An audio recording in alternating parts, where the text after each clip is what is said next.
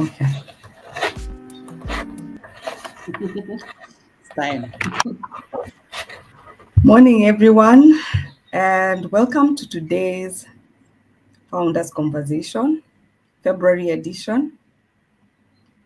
I'm your host, Kathy Karaoke, coordinator with Founders Profit Academy, which is a community within Small Founders Association.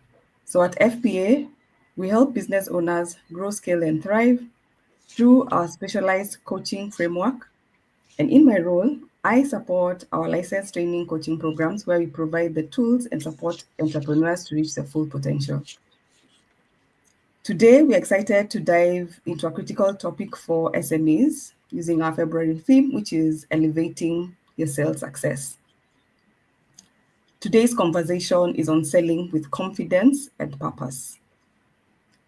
Previously, our speaker for today, we had her during our physical founders hangout last Thursday at the Royal Golf Club, and she took us through her race framework, which was being intentional in the results that you're supposed to be looking at based on your attitude, competency, and execution. And she also took us through the ABCs of etiquette, which is on appearance, behavior, and communication. And we had a very good activity of trying to sell to ourselves, to each other within the 3 minutes. So our guest today is Sonny Anagasa. She's a sales and leadership coach, and she's also our Small Founders Association outreach director. She has over 10 years of experience in sales training, leadership development, and mentorship. She has a master's in entrepreneurship and certification in transformative coaching. Sonny is also a founder of Wadada Kupitiza, a women's mentorship initiative that champions for gender diversity and economic empowerment. Without further ado, please join me in welcoming Sonny, please. Sonny, welcome. Thank you very much. Thank you so much for having me, Catherine. Well, as we start off, as we have said, selling with purpose and confidence. So let me start off. Understanding purpose. So, how would you define selling with purpose and why is it important? Okay. So, selling with purpose, in terms of my understanding, is first and foremost figuring out the why.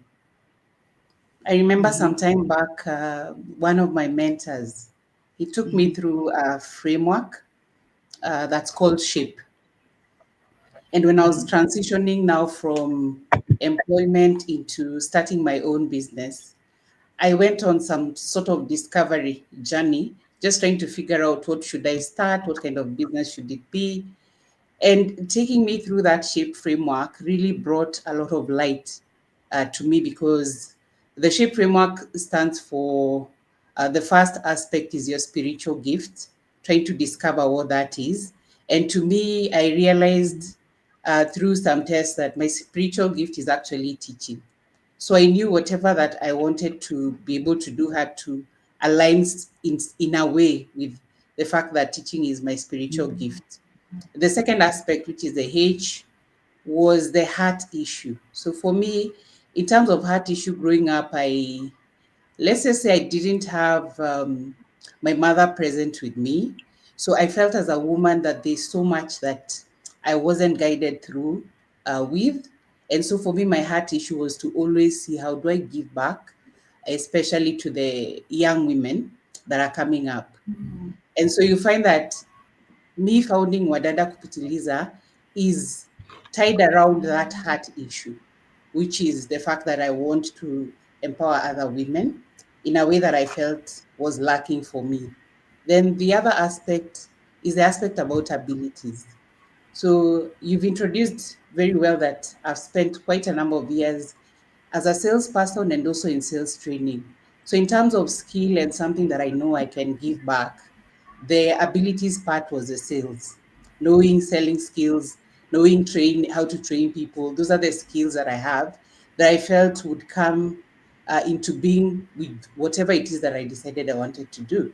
And then we have the P, which is the personality. So personally, I'm very introverted. It doesn't mean that I cannot express myself to people. Yes, I do, because I'm a, as you heard, I really train a lot. But I needed to understand that how do I manage myself and my energies every time I have gone through a very thorough period of training or whatever it is that I do. So understanding my personality also helped me know how do I sell better, how do I present myself better. And the E, which is the experience. Yeah, I've experienced being a woman, I have experienced selling and teaching people how to sell. It all just brought my why into life. So understanding that is who you are and what you are for and who you are for, I think are very, very key for an entrepreneur, because that gives you the affirmation to do whatever you want to do with a lot of confidence. If you are doing what you're doing from a point of purpose, then it means that you will do it to the best of your ability, despite the ups and downs that will always come with starting a business. So basically for me, I would say selling with purpose is more of staying true to your mission while creating value for others. So in my case, I got to understand what my shape was, what I can do, and created a business where I saw a gap and I said, you know what, based with what I know, I think I can add value to others, and they pay me for that. So basically, selling with purpose is just aligning your mission, who you are, with adding value to others in the society, and they're able to pay you for that. So basically that's what I would say. Understanding purpose and selling comes into play.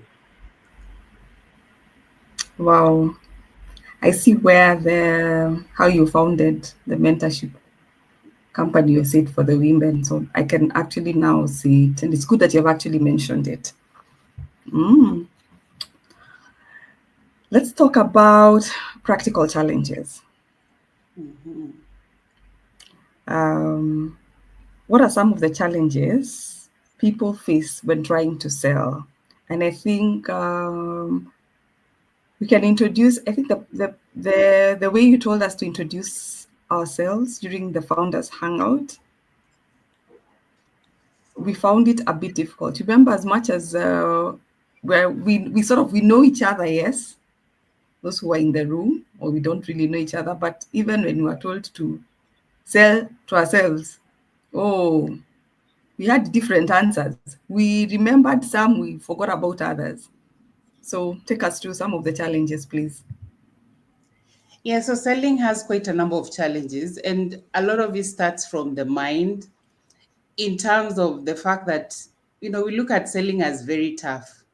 It's a very difficult thing to do. We have some limiting beliefs about selling. You think that selling is begging, especially for founders who most of the time maybe you brought out the business based on your technique. So the technique or the product or the service is something that you've really backed as an entrepreneur, but now the selling bit becomes a bit tricky, because you start wondering, these people are supposed to just know that this thing will serve them. So why do I have to keep asking? Why do I have to keep begging? So that limiting belief makes us sort of fear, trying to sell, because there are always two results when you approach a selling conversation. It's either they will buy or they will not buy, and when they don't buy, you feel rejected. So that aspect, that fear of them rejecting you, especially for an entrepreneur, because this is something you spend so much time building, and in your mind you really know it's a solution, but the other person unfortunately cannot see it that way, and they are rejecting you. So sometimes that rejection feels like very personal. And that is why we were saying you need to separate Mm. that conversation from you as a person. And look at that Mm. situation in terms of, um, what's the feedback that this person is giving me? Why and are they not buying? Is it because I've not understood what their pain points were, what their desire is? I have not fed into their emotional selves. Like selling is more of, most people will buy emotionally before they bring in the logic. So haven't you, maybe you've not touched that emotional part of them to feel like they can trust and want to buy from you. So it's more about, if it is not working out, you just go back to the drawing board and see, what is it that wasn't right? Is it the person that I was approaching that is not my target market? Because again, you have to look and see who you are and who are you for. Because you are not for, Mm. so sometimes we target the wrong person, approach them, Mm. want to sell them what we have, and then it's a rejection, and you feel like you take it personally. Yet it's just the fact that there's a mismatch between what you're offering and what the other person wants. So when it comes to the question you've asked in terms of practical challenges, so one of them is that fear of rejection. We don't want to be rejected. But the other thing we also have to understand is that the buyers are people like us. So, as much as you say selling is hard, you have to also understand the psychology of the buyer, that buying or making a buying decision is also difficult, especially when lots of monies are involved. And I think, Kathy, even you, sometimes there are things that you want to go and buy, but you're sort of confused about whether you should pick A or B. So it kind of gets confusing and on how you want to go about it. So the person who will Mm. win your heart is basically a person who will come into that conversation to sort of support you to make a decision. So you don't want a salesy person to come and tell you buy B, but they are not telling you why B feels like a good decision to make. So many times you find many buyers would rather even postpone making a buying decision because Mhm. haven't really convinced them that this is a product they want to buy. The other thing we have to know is that selling is also change management. I mean, you're trying to change me from using soap X to use soap Y. So I really need to understand, should I move from X to Y? And if the reason is not good enough, which means you've not taken me through that conversation that proves to me that it makes sense for me to move to the other product, then I may not buy. So Mm. basically, yeah, one of the challenges is internal, and it's that fear of rejection. The other challenge, especially for entrepreneur, would be the fact that you do not have enough resources to sort of beef up your Ah. sales. Yeah, so for instance, many of us, maybe you start as a solopreneur, then later on is when you start realizing there are gaps here. I need to recruit people to support me in one way or another. So sometimes there's that struggle where you want to do a campaign, you want to hire a marketing strategist, you want to hire a sales team, but those resources are not available. So it becomes very difficult for you as an entrepreneur to scale your sales to the level where you want to because of lack of that resource. Another issue could be lack of time, or maybe not having time to do what it requires for you to sort of sensitize or create awareness around your business. So those kinds of resources can limit you. But for me, my advice would be in such cases, just do a SWOT analysis, understand what your strengths are, what are you very good at, that you can bring into the business as the owner, and then look into getting help that not necessarily means hiring permanently, but there are freelancers, there are virtual assistants, there are digital marketers out there who can support you. Marketing is a big deal. There's so much courses nowadays telling us about how to, uh, you know, push our personal brands on LinkedIn. There are things that you can do that Mhm. not cost so much, but they can also help to you to boost your business as an entrepreneur. So you start somewhere with what you have, and then slowly as the Mm. business grows, you can now, leverage on the growth and be able to now hire that help that you need.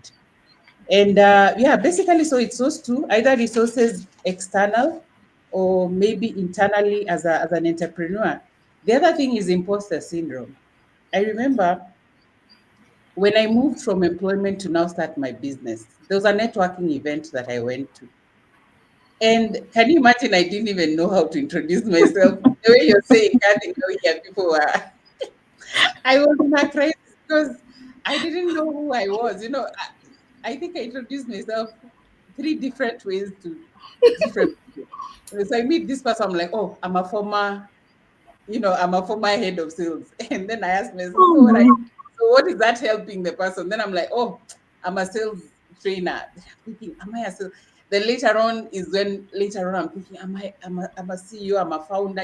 Those things take time. You take time to sort of embrace those things. And that's why I said you Mm. have to really find your why. And me, the Mm. whole experience around shape really affirmed me, because it doesn't really matter what somebody would say. I know what I'm Mhm. doing makes sense and will Mhm. add value if I'm in front of the right person or the right company, and if I'm able to bring a very good conversation and proposal into play that is going to convince them to buy my product. It really affirmed me. Understanding who you are is so, so, so key, because if you don't, it reflects. Sometimes people think that these things don't show. Hi, they are so evident. The things you're thinking in your head, the way they will come and play, especially for salespeople. You think in your mind, maybe if you had a situation, it really messed your day and you want to go and have a Mhm. conversation with Yeah. a customer, you think it will not play Yeah. out, it will play out. For example, if you're frustrated, I remember when you were running the sales teams, you find when you near the end of the month, that's when there's a lot of pressure for the numbers to come through. Mhm. And Yeah. many times those people will not sell when they're under pressure. Why? Because the customer can't, you can't put yourself together, and the customer can quite easily see that you're desperate to get the sale. Mm. Which means in your mind, you're not even thinking about the customer. You're thinking about your target In in your fact, it's mind when you're true. trying to sell, and it is so evident. So I think those are some of the challenges. Some of them are internal to the person, some of them are external and have to do with resources, but you can always do something about it. Yeah, so challenges are there, rejections will come, but you have to look at the bigger picture. So if you define your Yeah. why and where you want to go, you have to Mm. be relentless in trying to reach out for that goal. You may fail 100 times, but maybe the 101th time you may succeed. And these things get better with time. So you just have to be able to be that person who's relentless in pursuing that which you know is the truth. And I was taught that entrepreneurs have what you call the internal locus of control, as in Sorry, you're the not internal what? locus of control. Ah. Internal locus of control, that means they are not too they are not too much engrossed in what is happening in the environment that is distracting them to what they want to do. And that is why you find, like I told entrepreneurs, they create things, they bring solutions, they innovate, and they're able to break through because initially people think they're a bit crazy. There are some things you say you want to go and do, and people are thinking this one is crazy. But you have to have that that vision in your mind to really be relentless. And later on, when you get there, people will now start joining and saying, "Hey, we knew you could do it." Why initially they were the ones who are distracting you. So it is just being that resilient. But those challenges will always come. Those challenges will come. Mm. I like that. That was quite informative. And that's a new one also. Going to look it up. Mm.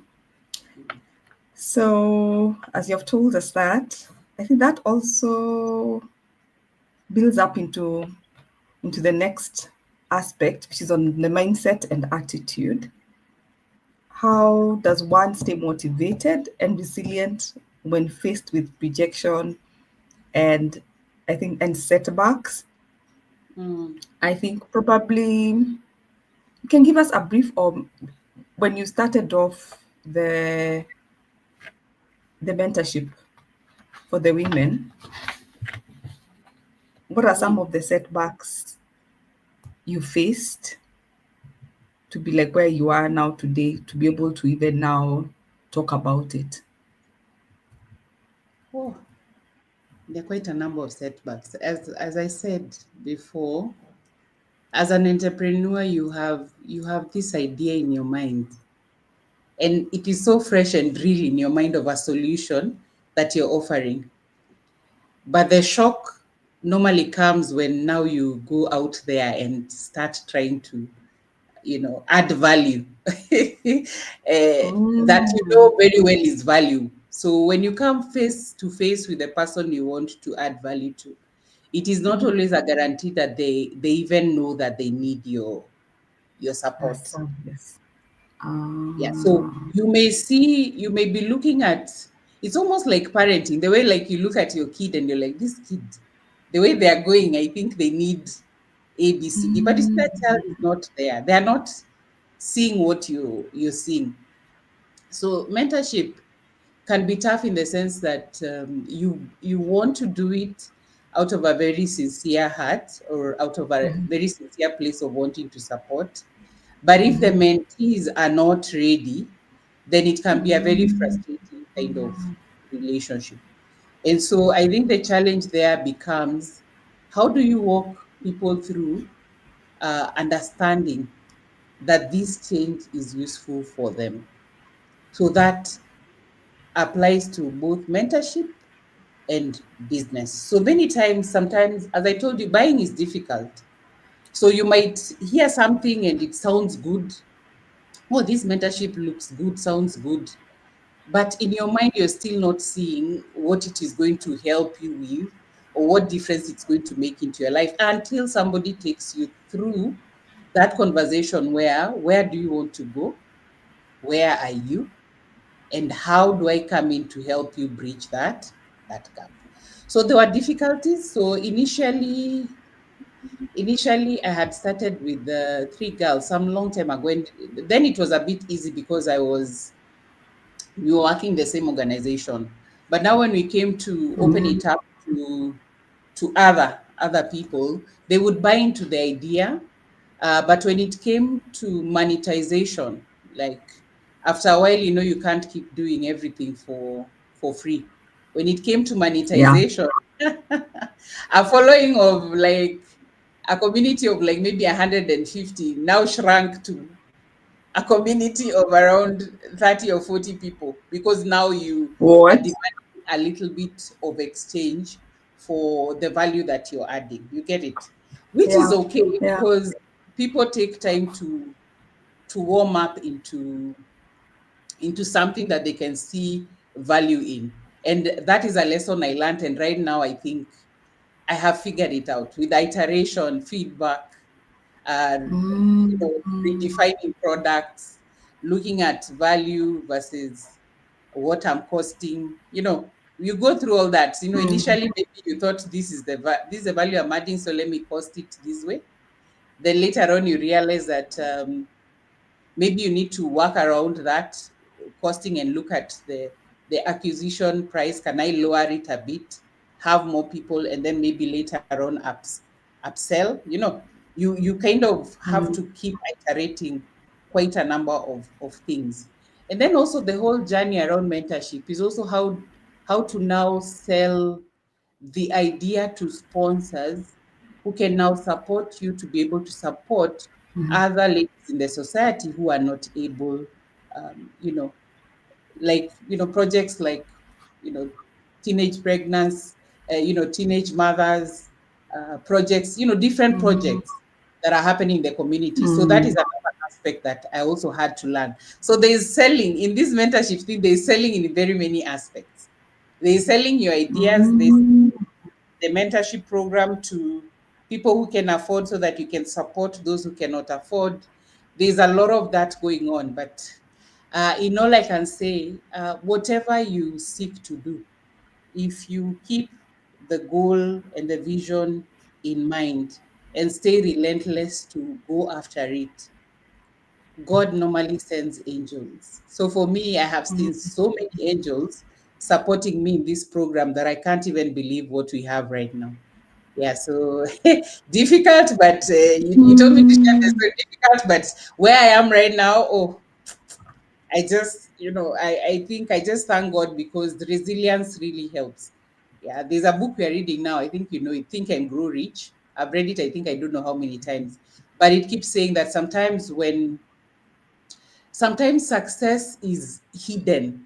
It's like there's mhm. so much adversity that comes before you really get there that can make you give up. But if you keep going, getting the right advice, getting the right Yeah, support, you're able to break yeah. through and actually get to where you want to go. So I hope I've answered your question, Kathy. I hope I haven't You've not away from meandered the away. question. Yeah. No, you have, you have. So let me think about now.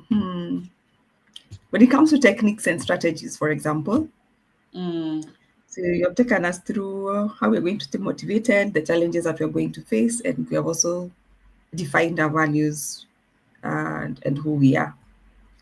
So, what specific strategies do you recommend for aligning sales goals with the personal and organizational purpose? I think you can help us understand better using some of the experiences, I think, from the sales part, how you would have some of the salespeople. And of course, now when you come again to leading the organization that you lead as well, um, meeting up with the different individuals and trying mm, to transform them to understand these are the organization goals. How mm. can you pattern them out to fit in with some of the personal aspirations? Probably can take us through that. All right. I think where I'll start is that,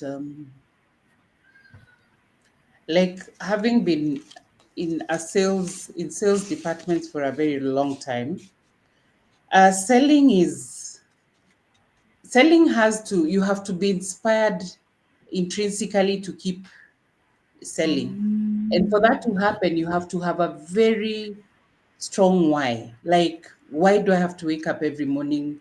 Why do I have to make 20 calls in a day and get rejected, say, 18 times? Why is it that when I have hit the target for this month, it's almost like I'm starting afresh again the next month? Mm-hmm.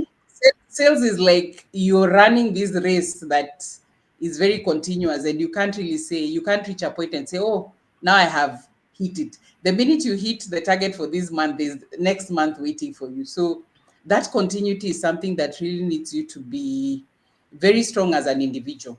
And so when you talk to teams, and during the times when I led teams, the first thing you have to do is to make sure that you get the individuals within the team to understand where they want to go as people. Like, why are you in this organization? What are the things or your desires or things that you need to achieve or you want to achieve by having this job? Once they figure out what that is, it's what people have been doing the whole of January, the vision boarding and everything. They figure out, Mm-hmm. this is what I want to do, this is, I want to study, I want to do this, and all that comes to, let's say, a certain figure in terms of income that you want to be able to earn, that money that will now get you to do the things you want to do. So that alignment has to happen. So it has to be very clear in each individual where I want to go, even for you as a business person. Like for me, there's the monies I want to make, there's the income I want to make from my Mm-hmm. organization. And that income is not just a figure, it is tied to some goals that I have written down that I want to do. So you find very many people in the sales team who come and tell you, I want to buy a piece of land, I want to take my kids to a better school, I want to do ABCD. And so this is the amount of money that I want. Once you've had that exercise with yourself or even with your team, then now it becomes very easy for them to understand why they have to face rejections every day. So even for you as a business person, if you know that you have to make 2 million this month, break that 2 million into what are the activities that I need to do for the month, what the activities I need to do for the week, what are the activities I have to do every day that will now get me closer to that 2 million, which I know if I get, I'm going to do A, B, C, D with it. So that kind of clarity has to be there so that when you're being rejected here, you talk to 5 people, maybe you're cold calling, or some of them even, had promised you they will buy, then they change their minds. What will make you wake up again tomorrow morning will be like, hey, remember, son, we have that million we need to we need to make. So you cannot afford to sleep. So you have to. So having that towering why in your mind makes you focus on never giving up. Same to the sales team. Sometimes you remind them. I used to remind them, like, we have learned to buy. Your kid cannot go back to the same school next year. No, it can't happen. We need to hit this number. So them knowing that they're doing it for something that is essential for them is very, very key, because then it helps them to be able to wake up even when things are tough, because they have to remember, like for a parent, there are those kids waiting for you. For an entrepreneur, there are those people who need salaries to be paid. You cannot afford to give up on this journey. So you have to have that in mind. Then the other thing about the things, the strategies that you have to use. So one I talked about it is, break down what is big into small, eatable pieces that you can manage as the days go by. So know what the bigger picture is, break it down into daily activities, and then get into the habit of doing those activities. And I remember when I was sharing with you the race model, we were saying that the activities you do are more important than the result. Yes, you have the result in mind, but remember, this result comes out of some activities. For the Oh, salespeople, they have what you call the pipeline. So the marketing team generates leads, or maybe if you're an individual, you generate leads. They come into your sales pipeline, where now there are those you talk to. They turn from leads, they become prospects who are either hot, warm, or cold, and you're busy following them up on a daily basis. So focus has to be on who are my hot customers, who are warm, who else am I converting from. That has to be the conversation, because those activities are the ones that feed into the result that brings conversion, which is sales, which is now revenue for the company. So you have to make sure that your team is doing those things. And that's why I was telling entrepreneurs last time, don't be so blinded to not understand selling. You need to understand selling, because if you don't understand and hire a team, they will be telling you every day that that the numbers are not, customers have refused to buy. The numbers are not, coming. These they say they want a different product. This product of yours is, so you need to have a, we are not saying you do all the selling, but you need to have an understanding so that you really know yeah, what is the sales process like, and ask the right questions. So you see yeah. very many entrepreneurs even doing the cold calling, because with selling, Mm, there is no shortcut. It is not an ideation in your mind that those customers will just fly in. I know there's a lot of social selling we do, and there's the sales that come through. But if you, sometimes you want to scale and you want to go beyond, and you want those very high ticket customers, you have to get yeah, into consultative selling, which means you have to carry conversations that are quite heavy, and you need to have the technical ability to be able to carry out those conversations in a way that will convince the customer to buy. So as we are saying, the techniques and strategies are just do the things every day that feed into your bigger goal. Do them every day. Secondly, we said rejection is normal, but don't look at rejection as a bad thing. Look at rejection as a some feedback that you may need to work on, because the results don't lie. In sales, we say numbers don't lie. So if you're selling zero, there's a problem. If you're selling much correct. less than what you should be selling, there's a problem. They don't lie, the numbers, they don't. So Mm, it means there's something wrong. Either it could be on the marketing aspect, you're probably targeting the wrong mm, people. you're putting money in the wrong target market. Or it could be something about the people who are now trying to convert the leads that come in into conversions. So there's a problem somewhere. So when rejection is happening, also try to look and see what can I do better. And as I said the other time, definitely your 20th conversation cannot be the same as your first conversation. You become better. Yeah. Yeah. You definitely become better. Each conversation teaches you something because you even pinch yourself and you're like, whoa, I think I shouldn't have said this here. Even say it. Yeah. So you keep pinching yourself and making it better. So the secret is also just keep going. There is no way, unless there is no way you become one. You become better. So long as you Mm, have what we call the growth mindset. If you have the growth mindset, it means that feedback for you is good, whether positive or constructive mm, feedback is good. If you have a growth mindset versus the fixed mindset, you know very well that failure is not an end. Failure is just learnings. And no just means it's not the right person. Let me go to the next one. So having that growth mindset that things are changing. Look at our market nowadays. Selling has changed. It's things are mm. so different. Like for now, I am busy learning AI like nobody's business. You should see the things that I'm doing. Those are not even the things that when I was employed. The market has changed. We are looking at so many different ways of selling.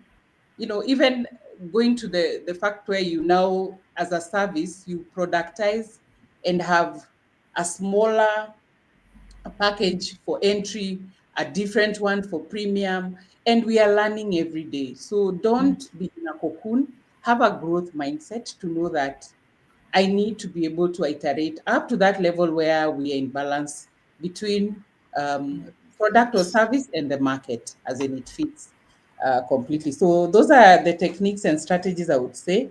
Um, Go granular, but have the bigger vision in mind, and know that failure is it's normal. So even if you're successful today as a salesperson, remember there's tomorrow. So you have to have a continuous strategy. Yeah, Yes. We are usually told fail fast attempt in learning. exactly. That's it. Yeah, because you learn from failure. And I Mm. think as entrepreneurs, you should embrace failure. And the ones who actually succeed are the ones we admire when they start telling us, I started this business, it didn't work. I started the next one, it didn't work. And then I picked this one and it branched off, it reached somewhere. And you're thinking to yourself, this guy is crazy. Yeah, they failed so many times, but he was still able to pick himself up. Wow. Very inspiring. Come to another aspect, which I think will build into all that you've talked to us about. Mm. So, how can a person continuously improve their ability to sell with confidence and purpose? Mhm. So how do you continuously improve? Take take up the Kaizen philosophy. Like it's one day at a time. Because if you start looking at that mountain, you may not be able to climb. So it's one day at a time.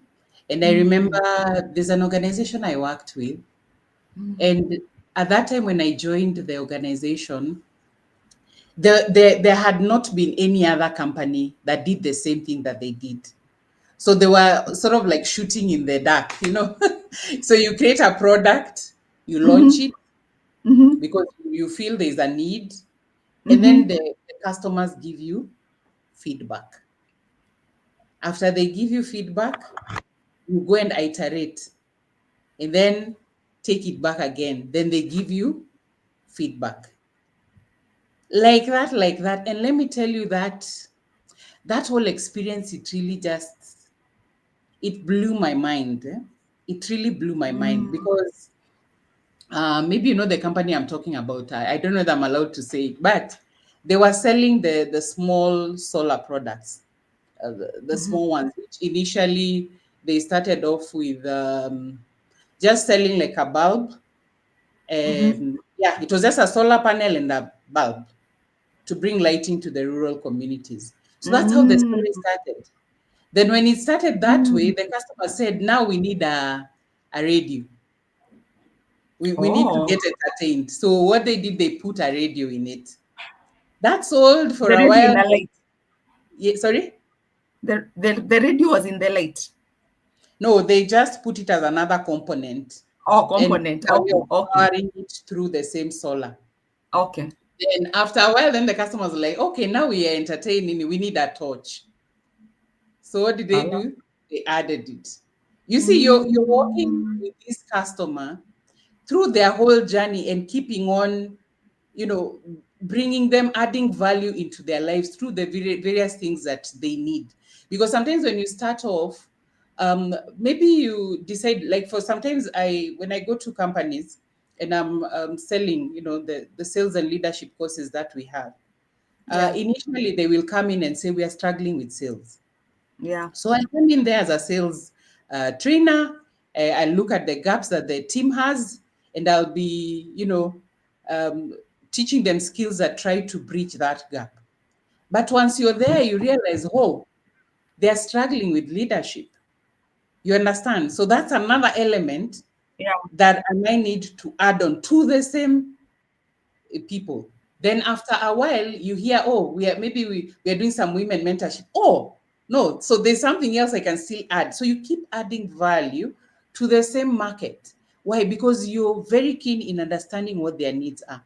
So some of what you're adding for them might not be something you provide.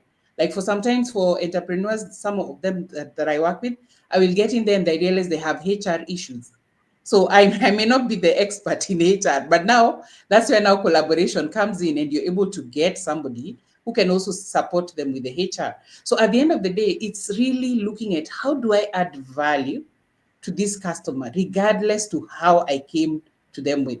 So for this company, they kept on adding until at this particular time, they're selling something totally different from what they initially started off with based on iteration. So the thing is, whatever you start to do, have your ears to getting feedback because feedback helps you to iterate your service or product in a way that is really going to be sustainable for you. And so, for those who are fearing to start, oh, I don't think this thing is perfect, oh, nobody has done this thing before, oh, it looks weird, oh, it may not, you start. Once you start, the feedback becomes what now you go back with. So I launched this product, I priced it at this amount. It seems like that didn't augur well with my audience. Can I break it down and have a more entry level package that now brings in the people who have needs at that level, and then I grow with them slowly by either cross selling or upselling? Can I, if let's say I'm in FMCG Mm, and I'm trying to get into, a certain retail space, can I get in yeah. with this product, see how that moves, and based on that relationship, grow into bringing more categories or more lines into that same shop up to the level where now I am fully satisfying that particular category that I am focusing on. So the thing is, you start. Start from wherever you want. Don't start thinking, oh, this thing is. No, you start. Do your research. Make sure that you followed everything in terms of, the economy, the market. Do your research. Launch your product. Once you're in the market, the iteration is now what helps you to continuously improve up to that level where now you become very valuable to your customers. So the thing is, focus on small incremental changes. So that is one key thing that you can do in terms of having confidence and purpose. Confidence is a state that comes when you have done something so many times that it almost becomes like second nature. So confidence comes through practice, through being able to do something so many times that you even become an authority in that area, an authority in that industry. So sometimes you find someone has studied, maybe you find somebody who's gone to school, he's done sales and marketing, then he sits with that fixed mindset that, you know what, I'm an expert in sales and marketing. But when you ask them, like, what have you done with that expertise that is practical in terms of stuff that we can look at, they normally maybe sometimes will not have much to say. But you'll meet somebody else Yeah. who just started off their career, not even knowing anything about sales and marketing, but all they needed to Mhm. know is, I have this product, this person needs it, and I Yeah. need to be able to work with them to Yeah. understand that they need it so that they can buy it and give me some. That logic, that's all they needed to know. And then they've done it Mm. over a very long time that now they're experts. They're total experts in selling. And with sales, we see that because many times, even when you're recruiting salespeople, there's never that aspect, or you need to have done a degree in this, you need to have done this specifically. It's mostly like, is your attitude right? Are you able to learn how to approach customers? Are you able to learn how to do a call that is Mhm. able to convert? Are you able to, uh, you know, uh, walk a customer through understanding the value and maybe them being able to pay for the product that you're offering? So sometimes Yeah. it is just that thing of being able to do things continuously for a long time that makes you an expert in it. So let's not give up. Let's, look at what it is that we have in us. Let us eliminate the limiting beliefs that we have, and let us, Mhm. yes, let us go for it as business people and get it done out there. It is working, it has worked. Yes. Oh, thank you. Thank you. Very insightful on that. So there's a question from Janet Konyu. Mhm. So she's asking, kindly advise on how to effectively sell luxury goods.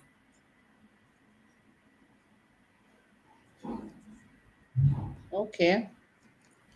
So when you want to sell luxury goods, that means that you're not feeding into what could be like the basic need. Because when you're trying to see how to sell a product, sometimes you say, look at, like, I don't know that we all know it, but there's that Maslow's hierarchy of needs, where the Yeah. bottom line, yeah, the bottom line normally talks about the basic needs.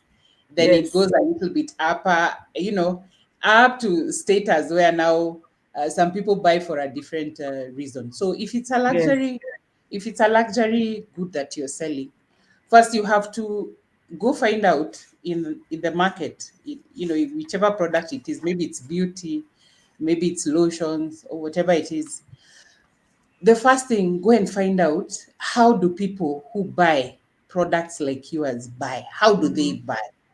Because you Mm. have to, you can't just come out of nowhere and do things, say, like you stand somewhere and start selling luxury goods. No, you have to do some bit of research. Even for Yeah. me, going into the service industry, I had to pay a lot of money to take up courses that were being offered within the space I wanted to go in. I had to attend so many networking events to see, what are people doing in this space? How do they get customers? So number one, it's a luxury product, which means you're speaking to a desire for somebody to have better, to have something that is above the ordinary. So the whole way in which you have to package that product has to speak to that particular target market that you want to target. So first thing, market research. Go see, how do people in that space buy? Where are these people found? We are doing the customer persona thing. Where are they found? Where do they like hanging out? How do they buy Mm. these products? Do they go to the supermarket? Do they like buy from friends who are in the same society? Yeah, if that is the case, how do Mm. I get to that society? Do I have to pay for membership to get in there? Then they will know me as one of them. And then now they'll be able to buy from me. You know, people in selling, you have to do quite a lot, especially if, given the target market that you want to target. So for luxury, do your research, get your customer persona, who they are. If it is people like us, or maybe people who are entrepreneurs, you have to go to where entrepreneurs go. Mhm. Speak to them, find out how they buy, and then sell. So yeah, look at how it's done. If it's being done online, if it's social selling, how are people selling online? How are they taking photos of those particular products? What is the process? Um, get a copywriter to help you structure Mhm. messages that, when they scroll, they can stop at your Resonate. message, they can click on it, they can pass through the whole process of looking at the different types of luxury products that you have. They can click and see how much it is, this I can buy. If that's how they buy, go there. If it's on Yeah. TikTok, do your videos on whatever it is you're offering. If it is using influencers, yeah, get an influencer who people follow. If you're able to match their card rate, let them talk about your product. Mhm. These are the Mhm. different ways that people are selling this product. So look at what is happening in the market and what is working. And don't speak to your neighbors and tell them, oh, I'm selling this thing, how do I sell? No, no, no, go to the people whom you have seen selling well, and follow them. Nowadays, even in social media, you can follow, you can actually look at the salesperson who's selling, the person who's Yeah. selling like yours, and see what they're doing. Doing. So Yeah. yeah, initially copy them. Then after you copy them and you get the hang of things, now put Yeah. in your own special element, so that now you become Mhm. unique. But initially, you will have to do a bit of copying, um, to be able just to get into the swing of how that industry works, how does That's that market work, and then nice. later on now curate your product with some unique selling proposition that now makes you a little bit differentiated. But if you're looking to enter the market, research, put your head in there, try a few things, they're failing, go back to the drawing board, and, oh my God, this ad is not working. Like, Yeah. what else do I do to engage? Yeah, just keep, and you'll figure it out. But remember, Yeah. luxury, you have to speak to a different place, because people buy luxury for different things. I hope I've given you an idea, Janet. Yes. And we hope she will join us in the next session. Yes. Well, thank you so much, Sonny. We have learned so much today. We have learned about the shape. We have learned about staying true to your mission, um, defining your why, um, and you've brought in one day at a time. And of course, practice getting informed on the target market. And as we are finished with the question, we have talked about in the luxury market, you're initially copying, but you now personalize it as to suit you. So thank you so much. Thank you so much. And that brings us to the end of this week's Founders Conversation, powered by the SME Founders Association, where we connect entrepreneurs and professionals to money, markets, and mentors. Joining us is easy. Simply visit our website and become a partner for just 5,000 shillings, which helps you unlock access to valuable learning and networking connections. So I've been your host, Hathi Karaoke. So until next Thursday, keep selling and thriving, and see you soon. Thank you so much. Thank you. Jesus.